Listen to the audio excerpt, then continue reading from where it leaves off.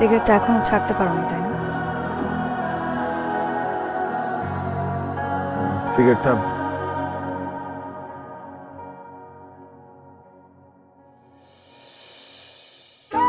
কিন্তু আমাকে ঠিকই ছেড়ে দিতে পেরেছো।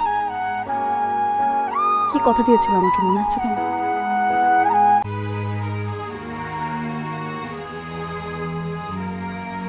এভাবে ভালোবাসা হারিয়ে যাওয়ার সাথে সাথে ভালোবাসার মানুষকে দেওয়া কথাগুলো হারিয়ে যায়।